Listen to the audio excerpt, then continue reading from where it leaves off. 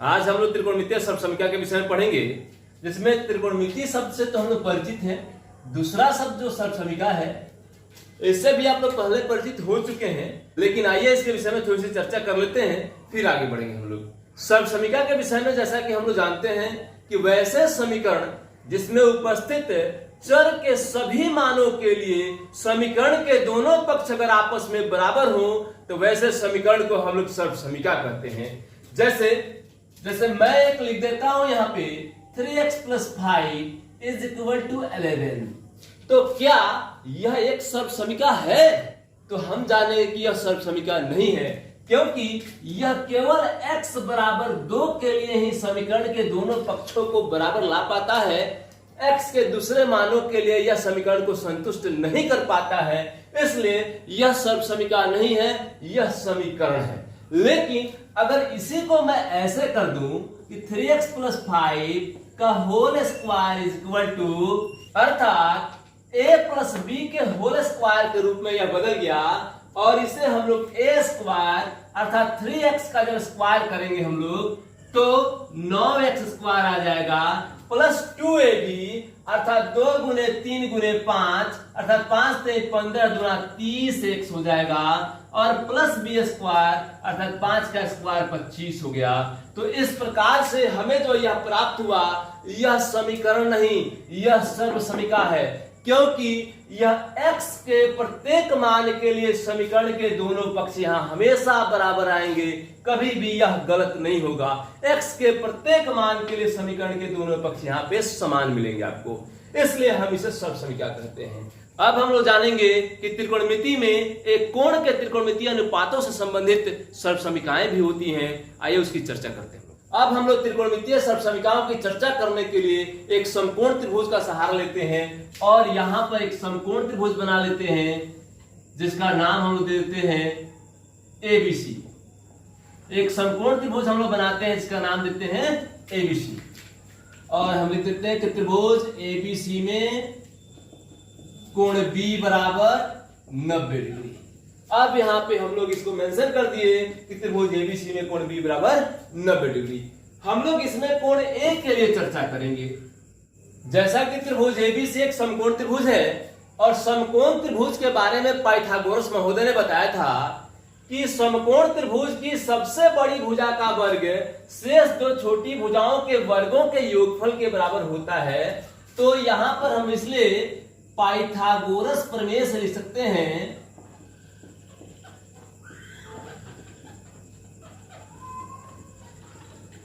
इसमें दो छोटी भुजाएं AB और BC है, तो हम AB का स्क्वायर प्लस BC का स्क्वायर अर्थात दो छोटी भुजाओं के वर्गों का योगफल बराबर सबसे बड़ी भुजा का वर्ग अर्थात AC का स्क्वायर। तो इस प्रकार से हमें यहाँ एक समीकरण प्राप्त हो रहा है कि AB² + BC² बराबर AC² पाइथागोरस प्रमेय के आधार पर। और हम जानते हैं कि किसी समीकरण के दोनों पक्षों में यदि समान संख्या को जोड़ दिया जाए या समान संख्या को घटा दिया जाए या समान संख्या से गुणा कर दिया जाए या समान संख्या से भाग दे दिया जाए तो समीकरण के मान में कोई परिवर्तन नहीं होता है। तो यहां पर हम लोग अपनी इच्छा से चाहें तो किसी भी चीज से भाग दे सकते हैं। तो आइए सबसे पहले हम लोग इसमें जो कर्ण है, समकोण की समक भुजा को कर्ण कहते हैं, तो कर्ण से हम लोग इसमें पहले भाग लगाते हैं। अर्थात यहां का कर्ण जो है वह AC है, तो हम AC² से सब में भाग लगाते हैं, अर्थात AB² बटा AC² प्लस BC² बटा AC² बराबर AC² बटा AC²। यहां हम लोग चाहें तो इसे AB बटा AC का होल स्क्वायर प्लस BC बटा AC का होल स्क्वायर बराबर AC बटा AC का होल स्क्वायर लिख सकते हैं। और जैसा कि हम जानते हैं यहां पर हम लोग कोण A की चर्चा कर रहे हैं, कोण A के सापेक्ष हम लोग यहाँ पे त्रिकोणमितीय अनुपातों का अध्ययन कर रहे हैं। तो AB इस कोण A के लिए क्या है?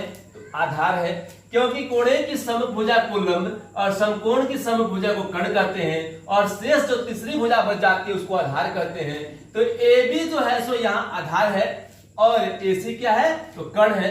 सभी त्रिकोणमितीय अनुपातों को याद रखने का एक सरल सा ट्रिक हम लोग पढ़े हुए हैं, लाल कका, अर्थात एल से लंब, ए से आधार, के से कर्ण। तो यहां पे कोण ए के लिए ए बी आधार है और ए सी कर्ण है, तो आधार बटा कर्ण एक कॉस थीटा का सूत्र होता है।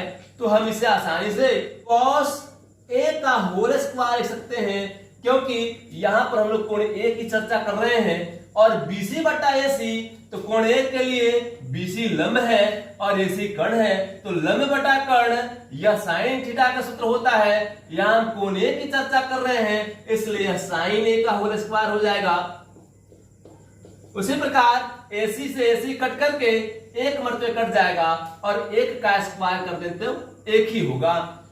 इसलिए यहां पे देख रहे हैं हम लोग कि cos square A, cos A के होल स्क्वायर को ही संक्षेप में कॉस स्क्वायर ए लिखा जाता है, प्लस साइन स्क्वायर ए बराबर 1। यही हमारा पहला सर्व समीकरण प्राप्त हुआ है।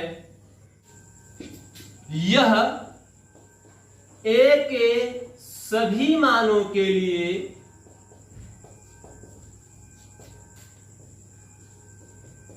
जहां ए 0 डिग्री से बड़ा या बराबर तथा 90 डिग्री से छोटा या बराबर सत्य होता है। अर्थात यह ए के सभी मान जो 0 डिग्री के बराबर या 0 डिग्री से बड़े हो या 90 डिग्री के बराबर या 90 डिग्री से छोटे हो, सभी मानों के लिए सत्य है। लेकिन 90 से बड़ा और 0 डिग्री से छोटा के लिए आवश्यक नहीं है कि सत्य होगा या नहीं होगा। अभी हम लोग जो समीकरण पढ़े हैं, कॉस स्क्वायर ए प्लस साइन स्क्वायर ए बराबर 1, इस सब समीकरण के आधार पर हम लोग इसमें कॉस स्क्वायर का मान, साइन स्क्वायर का मान, कॉस ए का मान और साइन ए का मान भी ज्ञात कर सकते हैं। आइए देखते हैं कैसे। तो यहाँ पे साइन स्क्वायर ए जो प्लस में है, अगर इसको इधर भेज देते हैं तो वह जाकर के यहाँ माइनस में हो जाता है, इसलिए यहाँ कॉस स्क्वायर ए का मान 1 माइनस साइन स्क्वायर ए हो जाता है। तो इसी सब समीकरण से तैयार होने वाला एक और सब समीकरण है दूसरा। अगर हमें सिर्फ कॉस ए का मान चाहिए तो हम स्क्वायर यहां से हटा देंगे। जब स्क्वायर को इधर से इस साइड में भेज देते हैं तो यह जाकर के स्क्वायर रूट में बदल जाता है, इसलिए कॉस ए बराबर root under 1 minus sine square A हो जाएगा। तीसरा हो गया। फिर उसी प्रकार से अगर हम लोग साइन स्क्वायर ए ज्ञात करना चाहें तो कॉस स्क्वायर ए को इधर से इधर भेज देंगे, तो साइन स्क्वायर ए बराबर 1 माइनस कॉस स्क्वायर ए हो जाएगा और ये चौथा हो जाएगा। फिर उसी प्रकार से अगर केवल साइन जानना चाहें तो स्क्वायर को इधर से इधर भेज देंगे तो जाकर के स्क्वायर में बदल जाएगा और साइन ए बराबर root under 1 minus cos square A हो जाएगा। इस प्रकार से यह पांचवा हो जाएगा। हमें एक सब समीकरण से 4 और नए मान यहां प्राप्त हुए, तो हम इनका प्रयोग आने वाले नए प्रश्नावली 8.4 को सॉल्व करने में करेंगे। इसलिए ये सभी के सभी बहुत ही इंपॉर्टेंट है, इसलिए आप सब इसे कॉपी में नोट करें। अब दूसरा सब समीकरण प्राप्त करने से पहले मैं आपको बता दूं कि ये सब समीकरण जो हम लोग प्राप्त कर रहे हैं यह बहुत ही इंपॉर्टेंट है और इसी की सहायता से प्रश्नावली 8.4 बनने वाले हैं और बहुत ही इंपॉर्टेंट प्रश्न होते हैं ये, इसलिए आप सब इन्हें बहुत ही अच्छे ढंग से याद कर लेंगे ताकि आने वाली प्रश्नों को हल करने में ये समस्याएं उत्पन्न न कर सकें। आइए अब अगला सब समीकरण देखते हैं हम लोग। अभी हम लोग पाइथागोरस प्रमेय के आधार पर ज्ञात किए हुए थे कि AB square plus BC square बराबर AC स्क्वायर, और हमने समीकरण के दोनों पक्षों में AC स्क्वायर से भाग दिया था, लेकिन क्या हम हमेशा AC स्क्वायर से ही भाग देंगे? नहीं, ये हमारी इच्छा है, हम जिससे चाहे उससे भाग दे सकते हैं। तो आइए इस बार हम AB स्क्वायर से भाग लगाते हैं।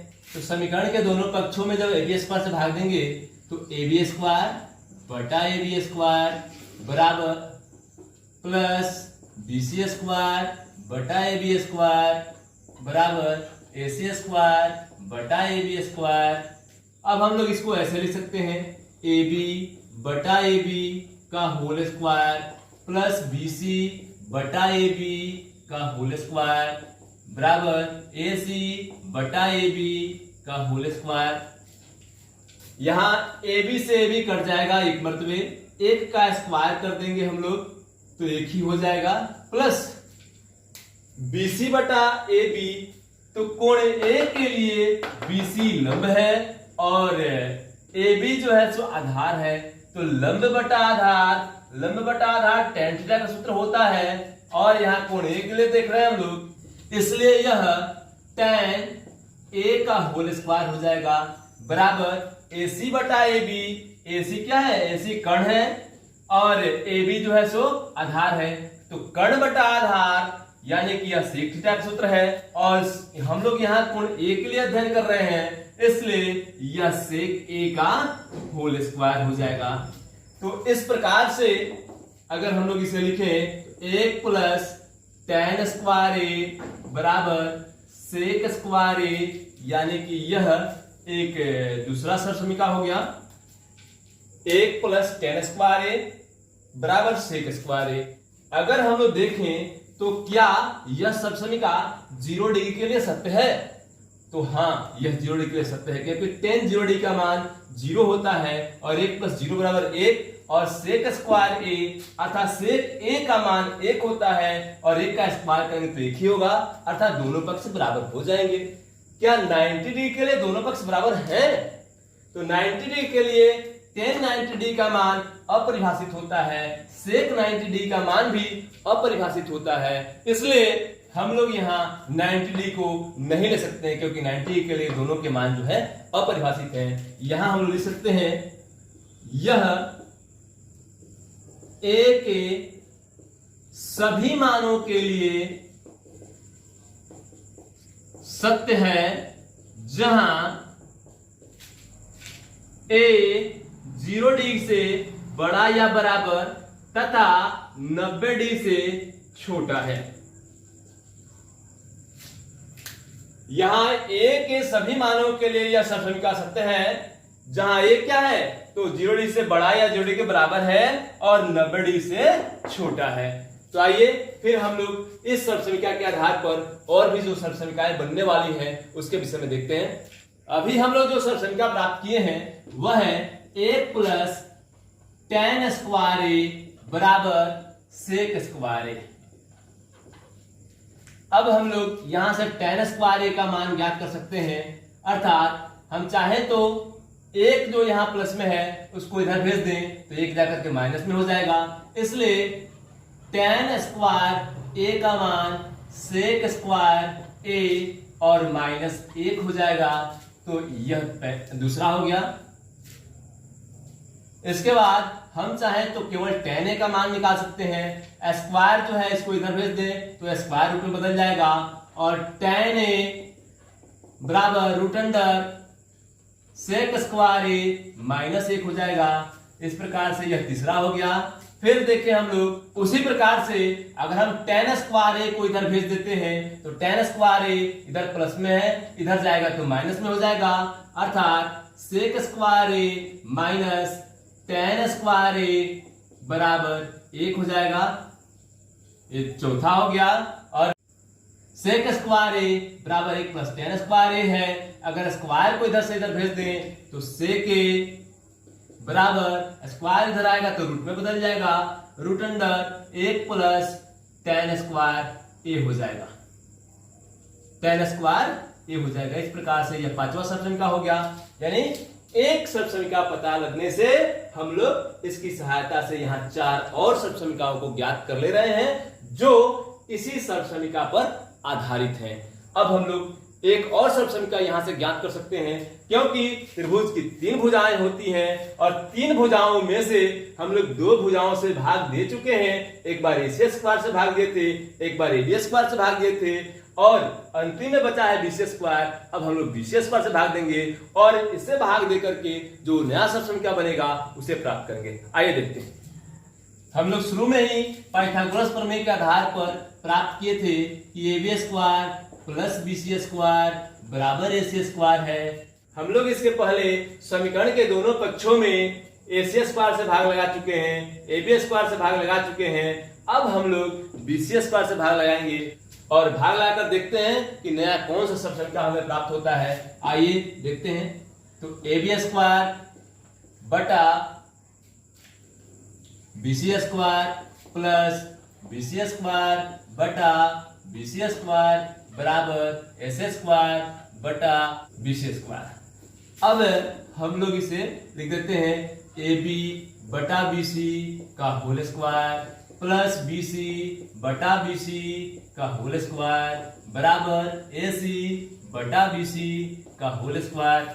यहाँ पर BC बटा BC एक मरतबे कट जाएगा और AB बटा BC कोण 1 के लिए AB आधार है और BC लंब है, तो आधार बटा लंब जो है सो cot थीटा का मान होता है। हम लोग यहाँ कोण A के लिए पढ़ रहे हैं, इसलिए cot A हो जाएगा और इसे हम लोग cot A का होल स्क्वायर लिख देंगे प्लस 1 का स्क्वायर करेंगे तो 1 ही हो जाएगा और AC कर्ण है और BC जो है सो लंब है, तो कर्ण बटा लंब जो होता है वह cosec थीटा होता है। यहाँ पर हम लोग कोण A के लिए पढ़ रहे हैं, इसलिए यह cosec A हो जाएगा और यह cosec A का होल स्क्वायर हो जाएगा।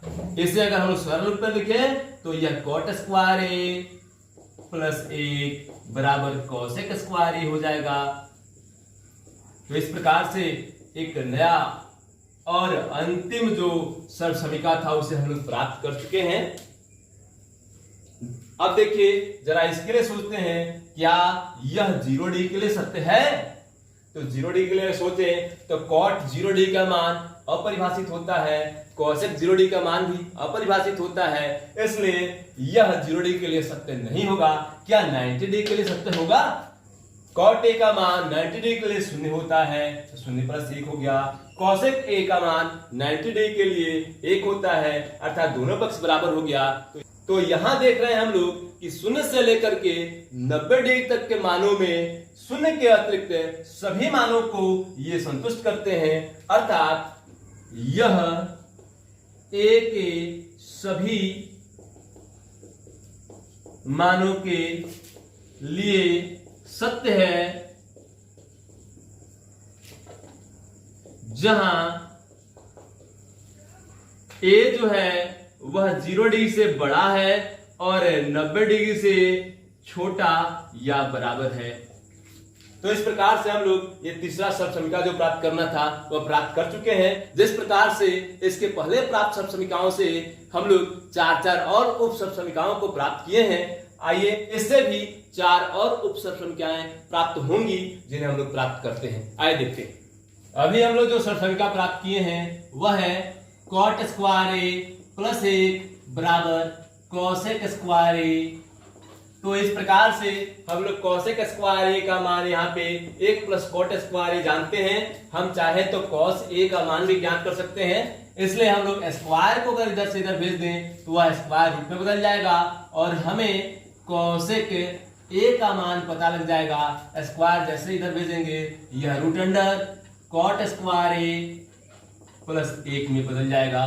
तो यह हो गया पहला उप सबसमीकरण। फिर उसके बाद अगर हम चाहें तो यहां से cot स्क्वायर A को इधर भेज दें तो यह जाकर के उधर cosec square A minus cot square A हो जाएगा और इधर 1 बच जाएगा। इस प्रकार से हमें cosec square A minus cot square A बराबर 1, ये दूसरा उप सबसमीकरण हो गया। फिर अगर हम चाहें तो यहां से 1 को इधर भेज दें तो cot स्क्वायर A बराबर cosec स्क्वायर A माइनस 1 हो जाएगा। यह तीसरा उप सबसमीकरण हो गया। अगर हम cot का स्क्वायर अगर इधर भेज देते हैं तो यह जाके इधर रूट में बदल जाएगा, यानी cot A बराबर root under cosec square A minus 1 हो जाएगा। तो इस प्रकार से यह चौथा उप सबसमीकरण हो गया। अब हम लोग इस त्रिभुज की सहायता से जितनी भी सबसमीकरणाएं प्राप्त होने वाली थी सभी सबसमीकरणों को प्राप्त कर लिए हैं और उन सबसमीकरणों की सहायता से जितने भी उप सबसमीकरणाएं बनने वाली थी उन सारी उप सबसमीकरणों को भी बना चुके हैं। अब आप लोग इन सारे सर्व समीकरणों और उप सर्व समीकरणों को बेहतर ढंग से याद रखेंगे ताकि प्रश्नावली 8.4 जो है उसे आसानी से आप बना सकें और आपको कोई दिक्कत ना हो सके।